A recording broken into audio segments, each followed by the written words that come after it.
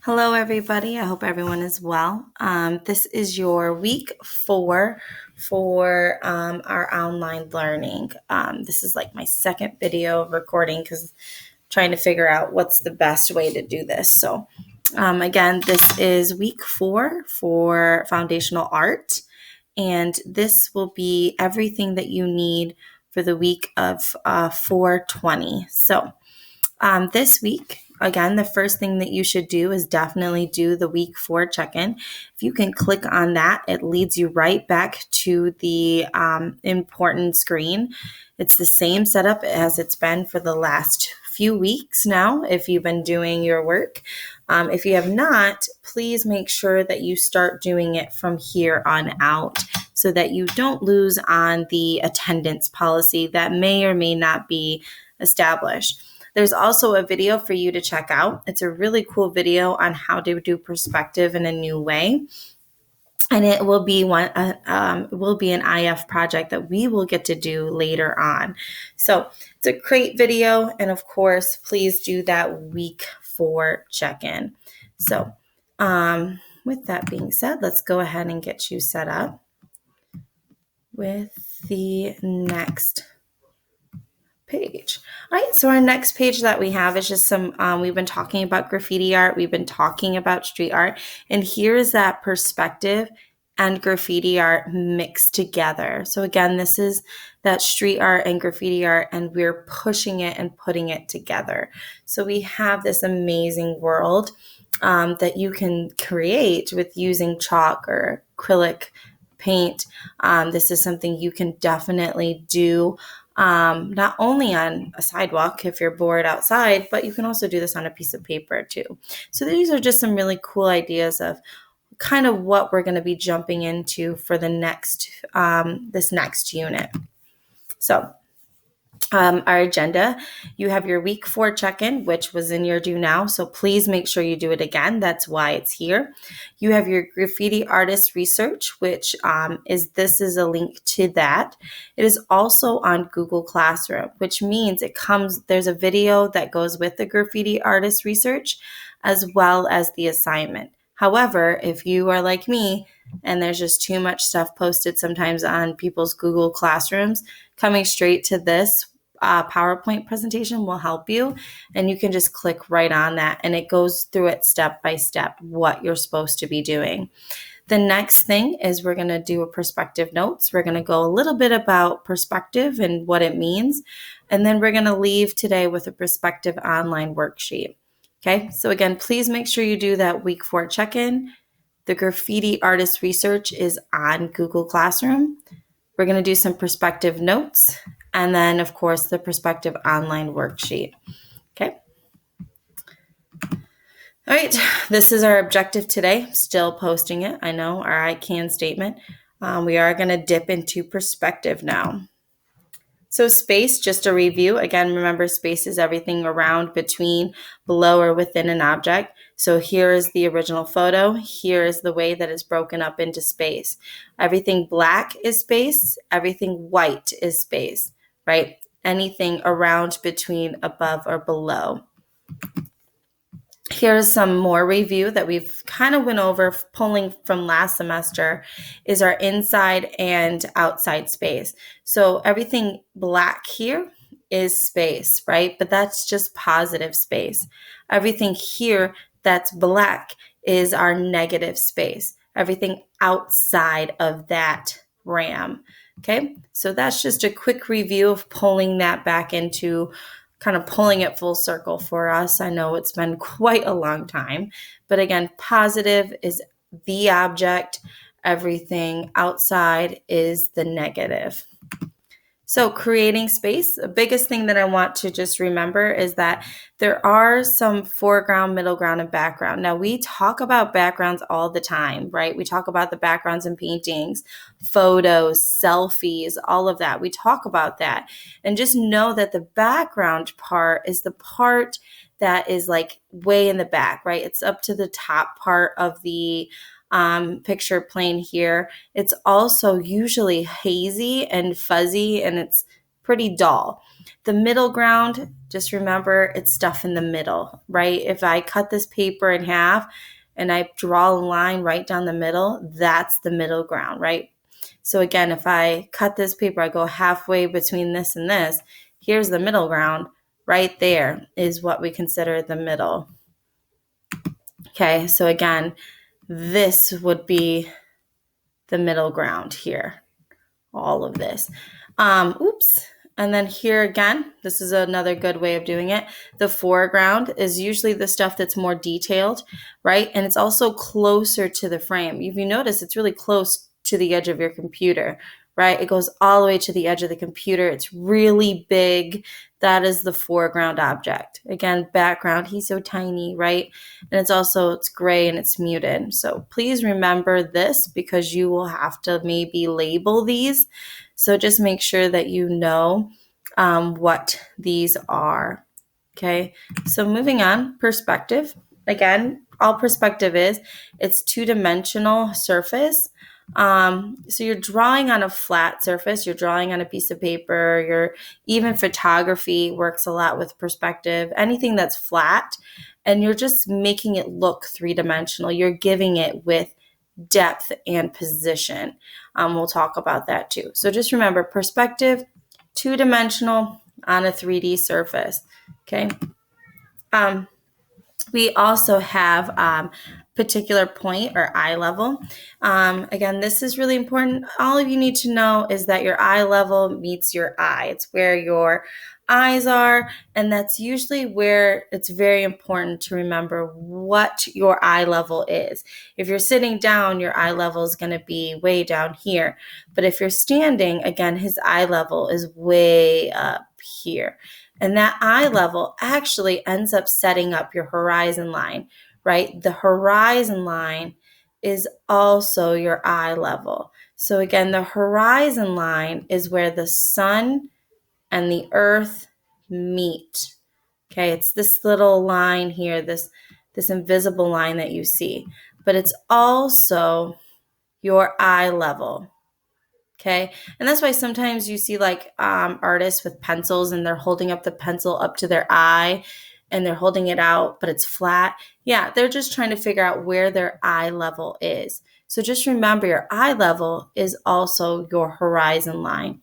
Okay, and it can look different. It can look different in many different ways, right? It could look like this, where the eye level is really low, like if you're a worm. It can look regular, where the eye level is kind of like right in the middle. But it can also look bird eye, which is kind of hard to see here, but that's when you're looking all the way from the top looking down. Now, if you love cartoon and you love illustrations, these are the things that we see every day, right? If you're a person that loves to draw characters, and I've always told you try different perspectives, that means I want to see one where maybe the artist, or what we like to call is that Thor moment, where the Thor comes down hitting the fist with his ground, right? And when he's hitting the fist with his ground, we want to see that fist coming from up above down, right? Or we want to see maybe that bird's eye moment where, maybe it's like a drone up in the air, or the character is flying in or landing onto something. That's what that bird's eye here is. Okay, so there's 3 different levels. Again, eye level is horizon line. So please remember that. Eye level, horizon line. Okay, and of course, on that horizon line is your point of disappearance, which is also known as your vanishing point. Okay, that is that little point that everything goes to. It's very important. Again, eye level, horizon line, you draw it, and then you just put a little point there. That's all it is. And that's the point that everything is going to vanish to. So just remember your vanishing point, horizon line, very important to go towards. Okay.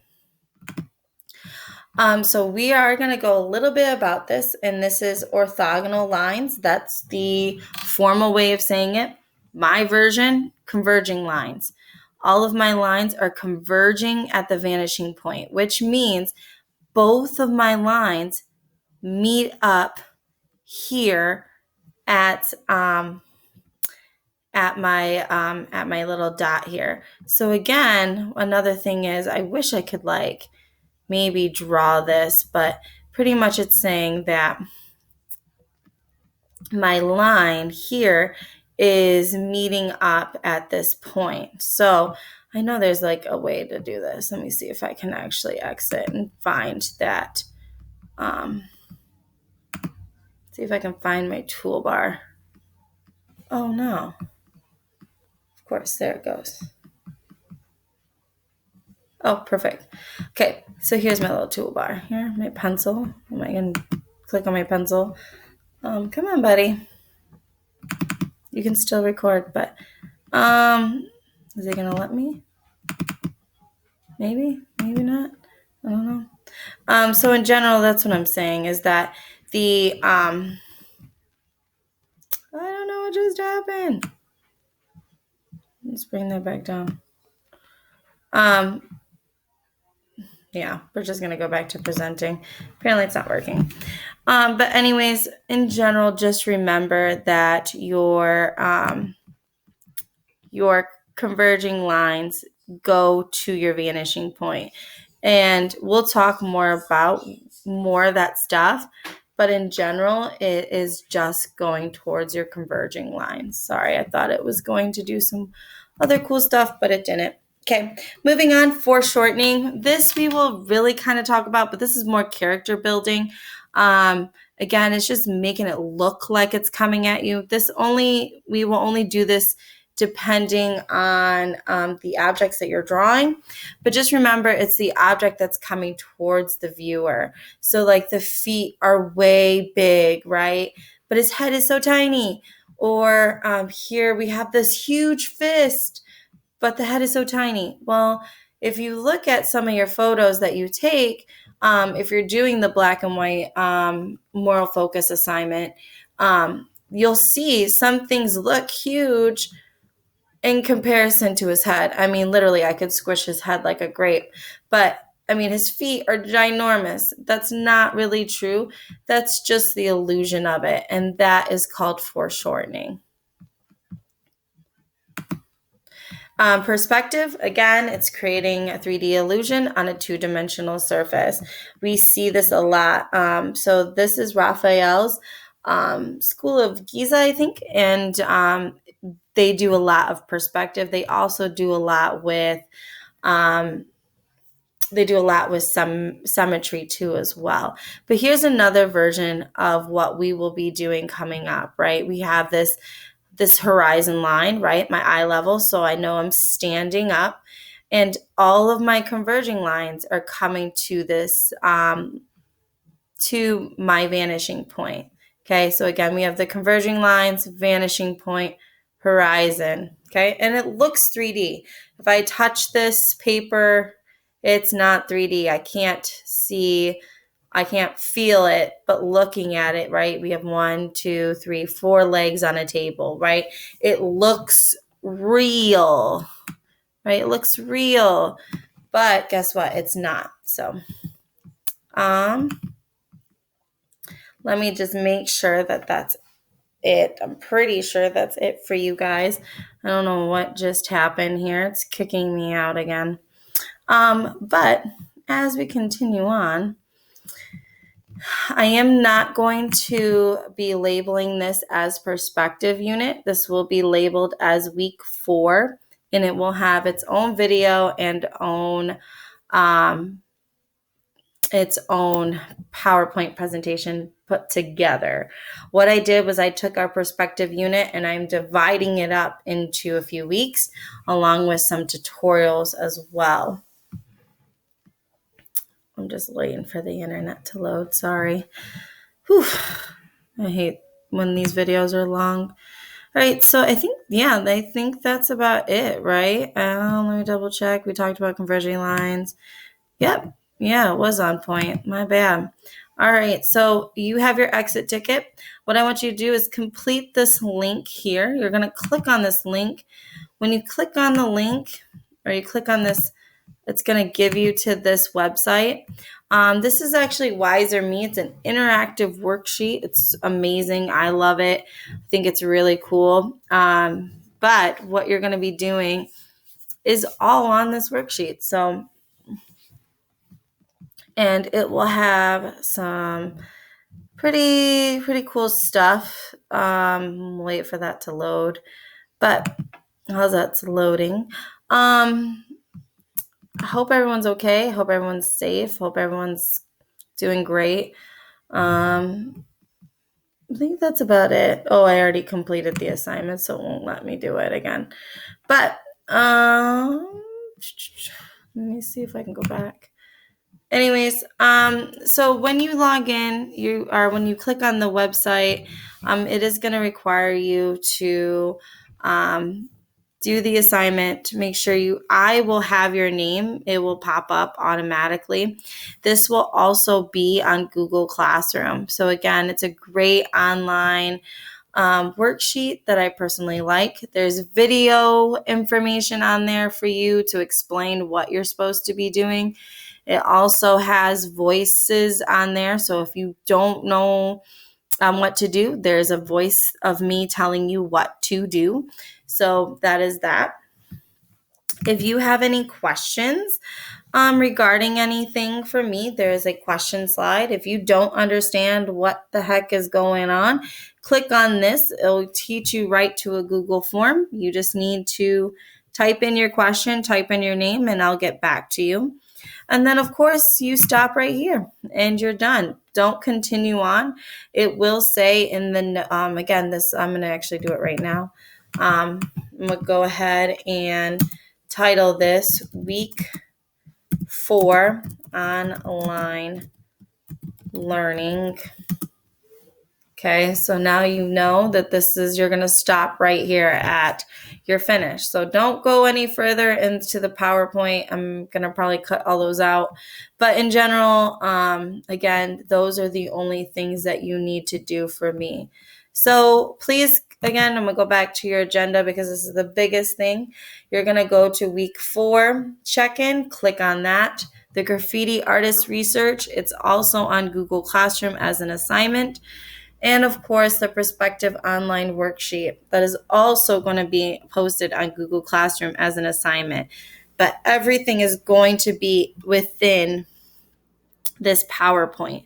So please make sure you do all of those. These are things that you need to complete for the week for me. I hope everyone is safe. This is a super long video and I'm really tired, so I'm going to cut it short. And again, I hope everyone is doing well. Thanks, guys, and have a great week. G-chat me if you need me. Email me if you need me as well. All right, see you later. Bye.